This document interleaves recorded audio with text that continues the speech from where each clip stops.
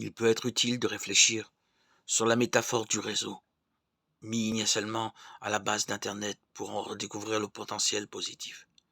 L'image du réseau nous invite à réfléchir sur la multiplicité des parcours et des nœuds qui en assurent la solidité en l'absence d'un centre, d'une structure hiérarchique, d'une organisation de type vertical.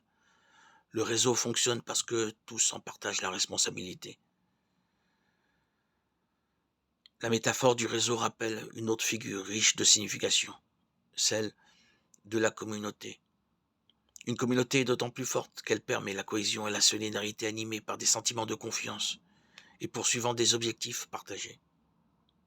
La communauté comme réseau solidaire requiert l'écoute mutuelle et le dialogue, basé sur l'utilisation responsable du langage. Nous sommes membres les uns des autres. Il est évident pour tous que dans le contexte actuel, la communauté des réseaux sociaux n'est pas automatiquement synonyme de communauté.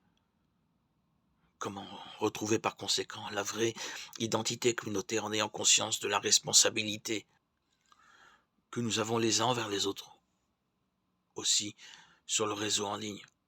Une réponse possible peut être esquissée à partir d'une troisième métaphore, celle du corps et des membres que saint Paul utilise. L'image du corps et des membres nous rappelle que l'utilisation des médias sociaux est complémentaire de la rencontre en chair et en os qui se vit à travers le corps, le cœur, les yeux, le regard, le souffle de l'autre. Si le réseau est utilisé comme une extension ou comme une attente d'une telle rencontre, alors il ne se trahit pas et demeure une ressource pour la communion. Si une famille utilise le réseau pour être plus connectée, pour ensuite se réunir à table et se regarder dans les yeux, alors c'est une ressource. Si une communauté ecclésiale coordonne sa propre activité à travers le réseau pour, par exemple, célébrer le repas du Seigneur ensemble, alors c'est une ressource.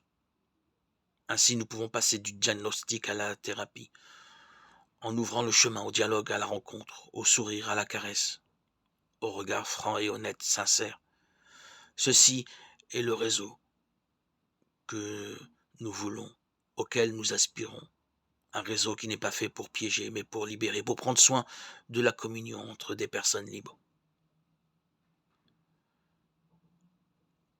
Où l'union n'est pas fondée sur des likes, mais sur la vérité, sur l'amen, par lequel chacun adhère au corps du Christ et accueille les autres.